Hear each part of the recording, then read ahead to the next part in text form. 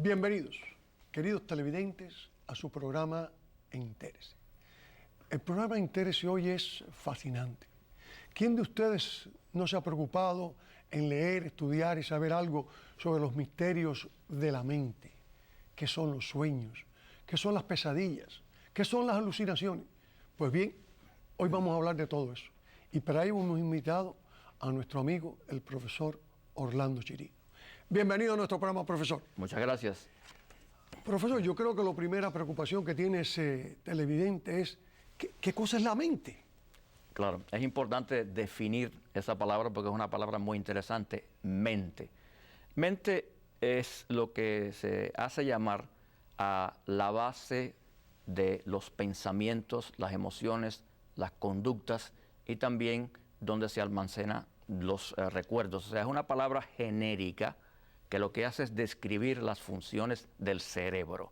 Así que la mente es una palabra que describe las funciones del cerebro y es precisamente esas funciones, la función del pensamiento, la generación de emociones, las conductas y los recuerdos, o sea, la memoria. O sea, son cosas intangibles completamente.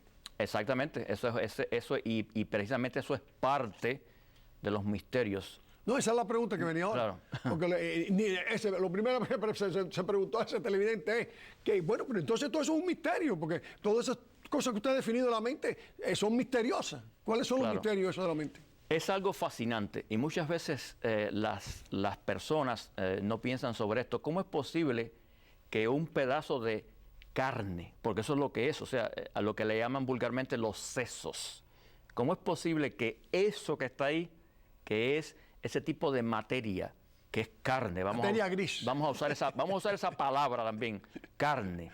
¿Cómo es posible que eso genere pensamientos, emociones, conductas? ¿Cómo es posible que eso sea responsable por las grandes obras de arte, por la pintura, por la escultura? ¿Cómo es posible que eso sea responsable por las grandes fórmulas de la física, la química, que nos han permitido conocer el mundo? ¿Cómo es posible que eso sea responsable por crear incluso ciencias que estudian precisamente a esa parte? Es el único órgano que se puede estudiar a sí mismo. Óigame, yo creo que usted se ha quedado aquí fabulosa la explicación que nos ha dado de los misterios de la mente, cosa que a lo mejor no nos habíamos preocupado en pensar y que son una realidad. Exactamente. Nos dirige, nos compone, todo dependemos de la mente. Hay cosas que se saben del cerebro, pero aún esas cosas que se saben no se pueden explicar de una sola forma, sino hay varios puntos de vista, porque a ciencia cierta no se conoce si eso, como se explica, es así. Entonces hay varias teorías, varios puntos de vista.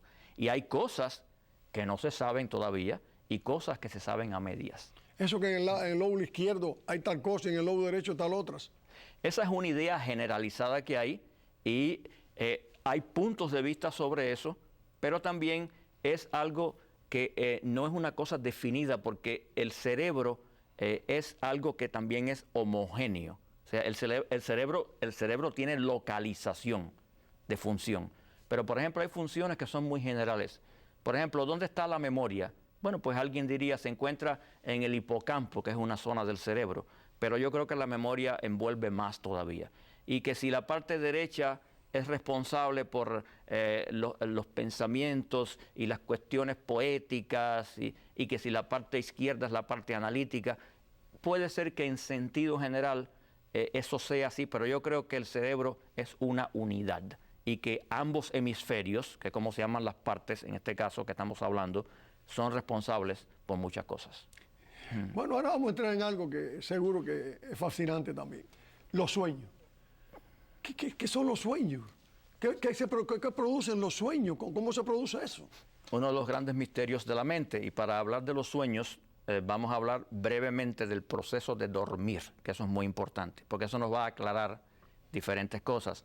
Por ejemplo, cuando una persona se acuesta a dormir, vamos a suponer que duerma entre 7 a 8 horas, generalmente. A veces la persona se duerme rápidamente, pero otras veces le toca esperar un tiempo en que va cayendo a lo que se llama el dormir, el sueño específicamente, y muchas veces ese periodo pues está caracterizado porque a veces la persona hace un estirón violento de la pierna, por ejemplo. Hace unos movimientos así como unos exacto. reflejos. Sí, son reflejos, eso es completamente natural.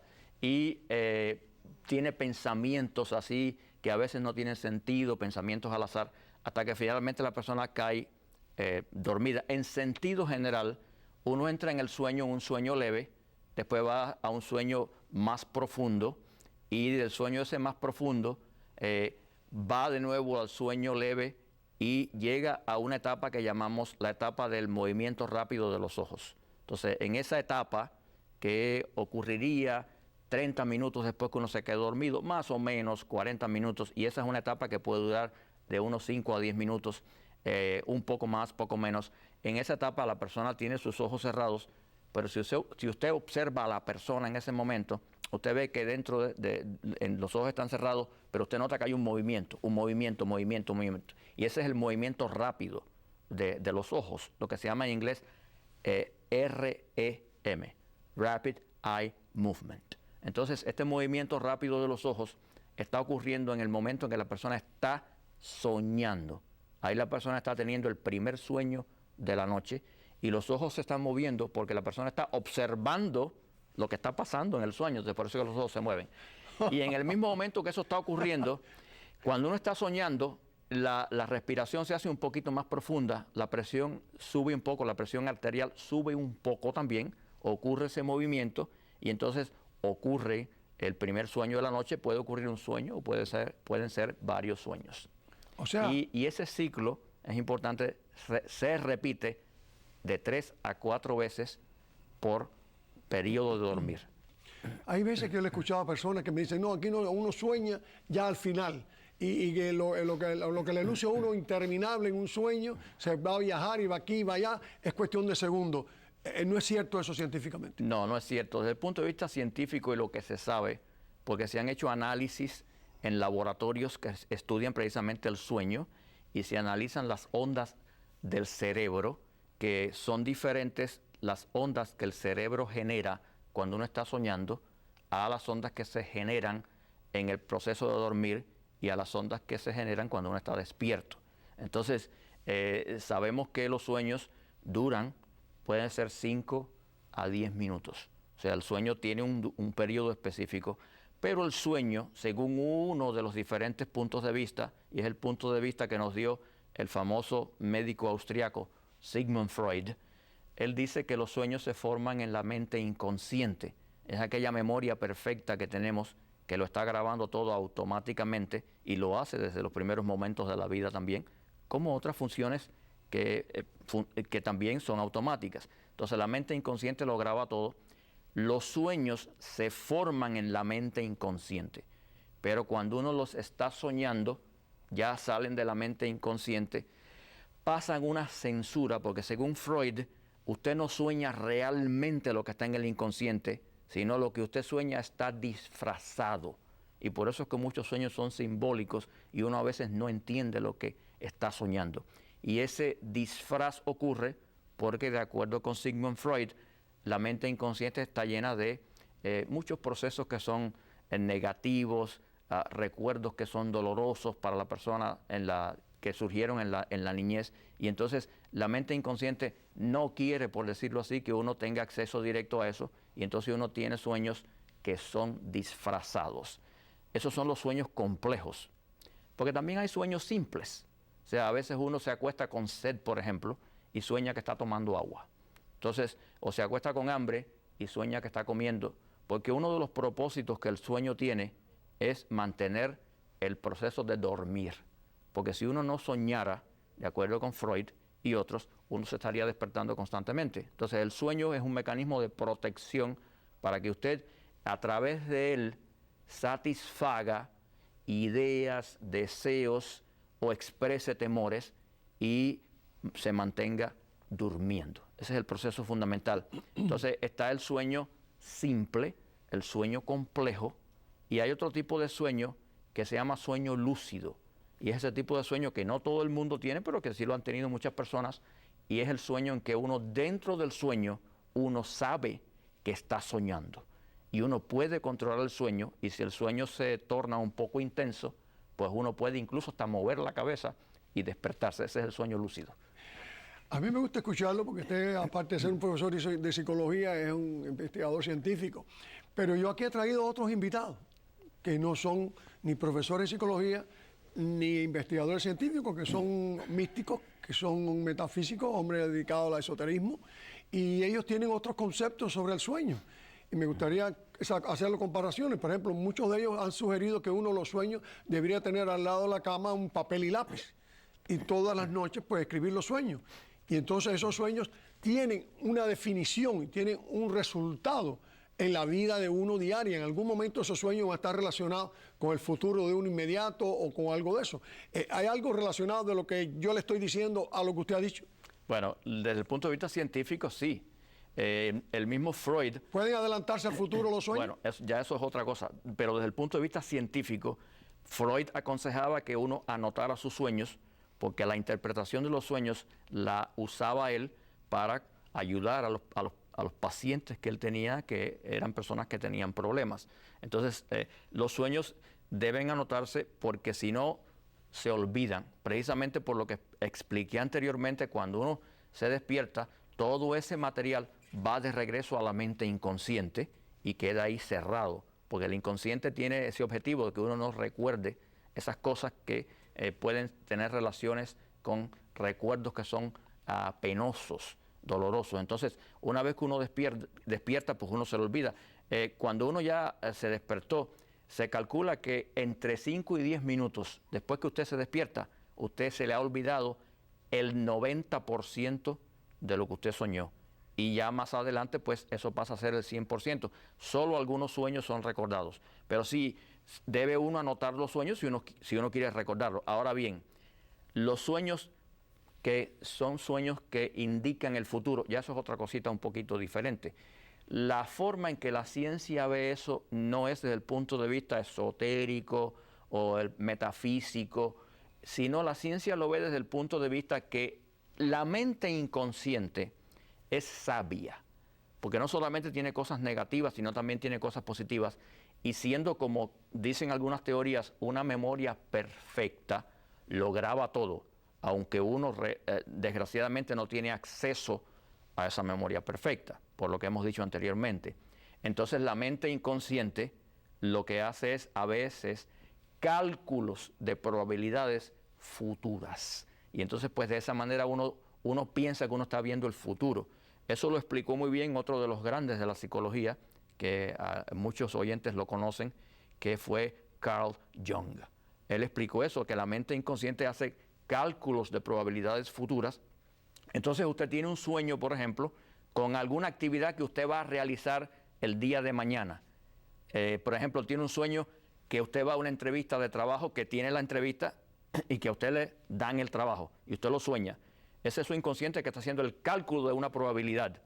Y usted va a la entrevista y efectivamente le dan el trabajo. Entonces usted dice, exactamente como lo soñé. Pero si va a la entrevista y no le dan el trabajo, entonces usted se olvida del sueño. Está muy bueno. Algo que a mí me sucede, estoy seguro que a usted le sucede, y me he querido buscar respuesta y no encuentro. Inclusive he estado sentado, tranquilo en mi casa, y de buena primera me voy a otro mundo. Y estoy soñando, sé que estoy en otro lado. Y de buena primera quiero recordar eso, y eso no me viene a mi mente. Y eso me pasa lo mismo acostado que sentado. Basta que esté uno descansando o que se abstraiga, pues cae en esa otra cosa donde tú sabes que estás en otra cosa, pero no la puedes definir cuando la quieres traer al consciente. Claro, esa puertecita que define la mente inconsciente grande y la mente consciente que es más pequeña, esa puertecita se abre a veces. Y se abre cuando uno está, por ejemplo, en un estado así soñoliento, o está en un estado en que uno no está pensando en muchas cosas, entonces sale algún material de esa mente inconsciente. Pero inmediatamente que uno está ya más consciente de eso, eso vuelve otra vez y la puerta se cierra. Se cierra. Exacto. ¿Soñamos todas las noches? Todas las noches. Mucha gente piensa que no sueña uno todas las noches, pero sí, lo que pasa es que cuando uno se despierta, se olvida. La inmensa mayoría de los sueños se olvidan. Y hay personas que al despertar ya no recuerdan nada, pero todas las noches uno despierta, generalmente sale de un sueño. Al despertar uno despierta directamente de un sueño. pero todas las noches usted sueña entre 3 y 4 veces. Ya le voy a hacer una pregunta, pues usted ha hablado de memoria. Toda base de memoria de lo que el individuo ve durante su vida. La persona que nace ciega, ¿sueña? Gran pregunta. ¿La persona ciega de nacimiento sueña? Sueña la persona ciega de nacimiento. ¿Pero qué cosa? No tiene memoria, no ha visto nada, no hay nada. Exacto. Pero sueña en base a los sentidos que funcionan. Nosotros recordamos desde la clase de biología de la escuela que tenemos 5 sentidos. Está la vista, está el oído, el tacto, el olfato, está el sentido del sabor. Bueno, una persona que jamás ha visto tiene sueños, como todo el mundo, pero sueña en base a sus otros sentidos. Puede soñar, por ejemplo, que está tocando algo, sueña que está oyendo algo, sueña que está oliendo o que está comiendo algo que tiene sabor, o sea, sueña esas cosas. Y puede también soñar en base a lo que se le ha descrito de lo que es el mundo. Entonces, eso ocurre y las personas ciegas de nacimiento que han sido entrevistadas y han sido utilizadas para estas investigaciones, así es que ellos lo dicen. Otra buena que muchas personas dicen, no, porque me acosté y comí y no debo acostarme comiendo, las pesadillas. Exacto. ¿Son productos del estómago, son productos de la mente o son productos de qué? Bueno, la pesadilla se puede producir por un estómago lleno, pero también por un estómago vacío. O sea, lo que sucede con la pesadilla es que a veces cuando usted se acuesta y usted ha comido mucho, pues parece ser que la digestión ahí interrumpe un poco el proceso del sueño, pero pudiera haber ocurrido de la misma manera. O sea, la pesadilla en este caso es algo que también es parte del sueño, pero sin embargo es muy interesante porque anteriormente yo dije que uno de los propósitos de soñar es mantener el estado de dormir. Pero fíjense que cuando usted tiene una pesadilla, generalmente usted se despierta. Y ocurre porque... O me despierto porque da gritos uno. Bueno, también puede ocurrir. Pero esto ocurre porque ya la pesadilla en este caso no está cumpliendo la función del sueño, del soñar normal, que es que uno siga durmiendo. Ya la pesadilla se torna muy intensa y ya lo que está interrumpiendo el sueño. Entonces, pues uno tiene un mecanismo que hace que uno se despierte porque ya no conviene más tener ese sueño que se convierte en una pesadilla. Y ahora una muy interesante y que muchas personas la dan por cierta y la dan por verdad y juegan con ella, las alucinaciones. Esa persona que tiene una alucinación y la dan porque que eso es verdad. ¿Qué son las alucinaciones? La alucinación es una cosa diferente y en este caso vamos a definir. La alucinación es simplemente una percepción falsa. O sea, y la percepción se basa en los sentidos. La palabra percepción se define como cuando usted junta información que viene de los sentidos. O sea, usted puede tener alucinaciones visuales, o sea, ver cosas que no están ahí, vamos a decirlo de esa manera, alucinaciones auditivas, oír voces, por ejemplo, puede tener alucinaciones de tacto, sentir como si hay insectos caminando por la piel de uno, o puede sentir olores o sabores también, pero son sensaciones, percepciones falsas, las alucinaciones. Entonces las alucinaciones son este tipo de percepción que es falsa. ¿Las personas que tienen alucinaciones quiere decir que tienen problemas mentales? No necesariamente, aunque las alucinaciones son parte de algunos trastornos mentales. Yo siempre trabajo, por muchísimos años estoy trabajando en hospitales y es uno de los lugares donde más alucinaciones se ven, especialmente en los estados postoperatorios de la gente, claro, o con determinadas medicinas. Okay. ¿Esas por qué son? ¿Lo produce la medicina? ¿Lo produce la anestesia? ¿Qué? La alucinación, gran pregunta, puede ser producida por trastornos mentales, puede ser producida por estrés, tensión, puede ser producida por esos efectos secundarios de medicinas que la persona está tomando y también pueden ser producidas normalmente cuando, por ejemplo, hay fatiga. Después de una mala noche, por ejemplo, 2 o 3 noches sin dormir, a veces que uno tiene alucinaciones muy simples, en la cual pues uno puede ver una sombra que se mueve por el lado de uno, o puede ver líneas que pasan delante de los ojos también, y eso es la fatiga. A veces hay alucinaciones cuando uno, por ejemplo, tiene una pérdida en la familia, y eso sí, pues ya es algo intenso. Hay personas que reportan, personas por ejemplo de edad avanzada que reportan sentir la presencia de la persona que ha muerto. Una pareja que ha estado casada durante 40, 50 años o más, cuando uno de los dos muere, la persona que sobrevive reporta sentir la presencia, incluso a veces la alucinación va más allá, no solamente ver una sombra o ver incluso la persona. Habla con ella y todo. Sino también cuando se acuesta en la cama siente que se hunde la parte donde la otra persona dormía, la persona que ya está muerto. Eso es una alucinación. No es cierto. Eso son... Se ha probado que no hay ninguna... Científicamente es lo que la mente crea como una forma de acostumbrar a la persona lentamente a la pérdida de la otra persona. Mira, cuando una persona oye voces, por ejemplo, es importante aclarar esto, la persona sí está oyendo las voces, sí las oye, pero salen de su propio cerebro. Eso es muy importante. Y muchas veces las voces pues son voces que lo elogian a uno, o lo acusan a uno, o le dan órdenes, o son voces de personas que han muerto. Eso puede producirse en personas que tienen trastornos mentales, pero a veces hay alucinaciones que se producen también cuando una persona ha tenido un accidente, por ejemplo, donde ha habido daño cerebral, y hay alucinaciones que se producen en estados de estrés cuando una persona no tiene un trastorno mental presente. Y esos son, entre otras cosas, los grandes misterios de la mente, cómo el cerebro puede hacer que eso se produzca y que uno lo sienta como una vivencia que parece real. Vamos a una más difícil todavía. Vamos a que, y se ha discutido mucho sobre ello, aquellas personas que están graves y momentos antes de ponerse más graves, porque posteriormente ven un túnel y al final del túnel ven una luz y van a través de la luz, están un rato en esa luz del lado de allá, se sienten muy bien y quisieran quedarse inclusive allí y regresan porque la persona revive por algún método científico, vuelve otra vez a su estado normal. ¿Qué hay de verdad? ¿Qué han dicho los científicos? ¿Existe ese túnel? ¿Existe esa luz? ¿Existe este otro mundo? ¿O todo eso es una alucinación? Ok, muy interesante la pregunta. Estamos hablando de lo que se llama en inglés Near Death Experience, Exacto. que es la experiencia cercana a la muerte. Cuando esto ocurre, generalmente es una situación crítica de trauma que se ha producido y entonces la persona está alucinando. En este caso, la persona también está viendo imágenes que su cerebro está proyectando y son tan reales estas imágenes que la persona cree que esto es cierto. Yo no estoy diciendo aquí que hay vida después de la muerte o no la hay. Yo estoy dando simplemente la explicación científica de estos sucesos que pueden ocurrir cuando la persona está bajo grandes efectos creados por trauma o por tensión y el cerebro genera ciertas sustancias químicas que hace que la persona tenga este tipo de experiencia. Lo interesante de esto es que algunas de estas experiencias se pueden producir en el laboratorio.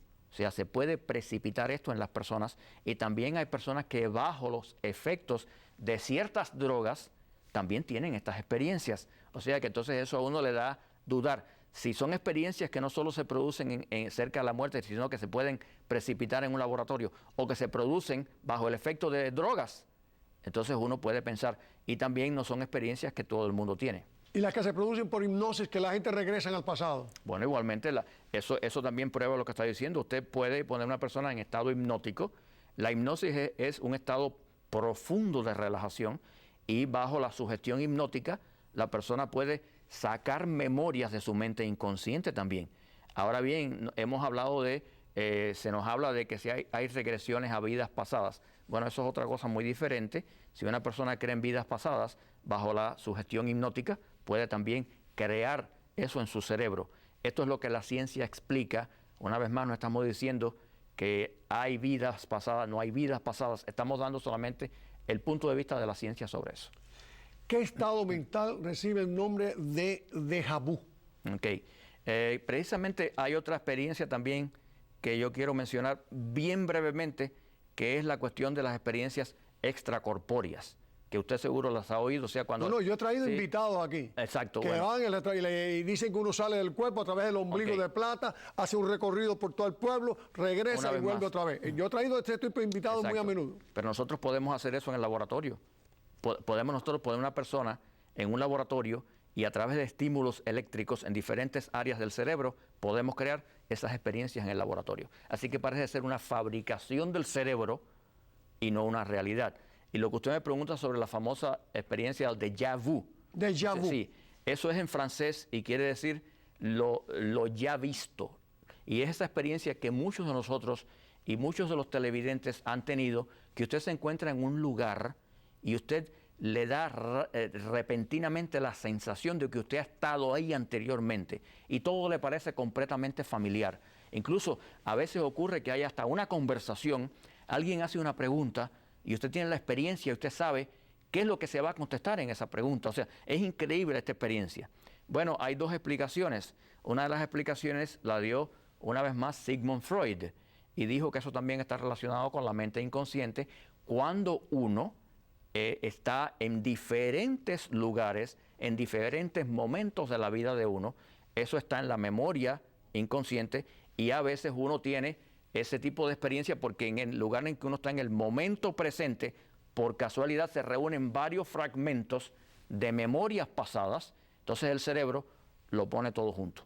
Entonces uno cree que uno sí ha estado ahí. Pero es una cosa increíble, o sea, eso a mí se me ha producido, estás en un lugar fuera de aquí, en viaje a Europa, estás en un lugar específico y decir, yo he estado aquí, este contorno, todo lo que hay aquí, ya yo pasé por esto, yo vi esto, y te pone, aunque uno sea muy científico, te pone a crear dudas, ¿no? Hay otra explicación que quizás les va a gustar un poquito más a los televidentes, y es la explicación que dio Carl Jung. O sea, Carl Jung dijo que nosotros no solamente heredamos características físicas de nuestros antepasados, sino también podemos heredar fragmentos, recuerdos. Y esa es la famosa memoria genética, según él, la explicación que él dio. Entonces dice que quizás algunos de nuestros antepasados visitaron algunos lugares y hemos heredado de ellos fragmentos de su memoria, y cuando vamos a ese lugar, ese fragmento es activado y ahí estuvieron nuestros antepasados y a nosotros nos parece que hemos estado ahí, pero no somos nosotros. Un gran médico amigo mío vino aquí y científicamente lo explicó así, que los genes nuestros, los ADN inclusive, traen esa memoria y en un momento determinado la pueden sacar. Nos queda un minuto, que podremos completamente entender nuestra mente algún día. Se va a entender eso, nos queda un minuto. Yo creo que sí, yo creo que quizás puede tomar mucho tiempo, pero la ciencia avanza, sabemos muchas cosas del cerebro hoy en día que no sabíamos antes, y yo creo que con el paso de los años, quizás muchos años, yo creo que vamos a llegar a conocer completamente nuestra mente y el cerebro, que en sí lo que es la mente es eso, la mente describe las funciones del cerebro, así que lo llegaremos a conocer completamente en un futuro. Yo creo que ha sido maravilloso, ¿no? El traer aquí a nuestro amigo el profesor Orlando Chirinos siempre es del gusto de todos ustedes, porque me lo dicen en la calle, me lo dicen en los emails, y lo traeremos otros temas entre manos. Sin más, hasta el próximo domingo. Se despide de ustedes Jesús Angulo.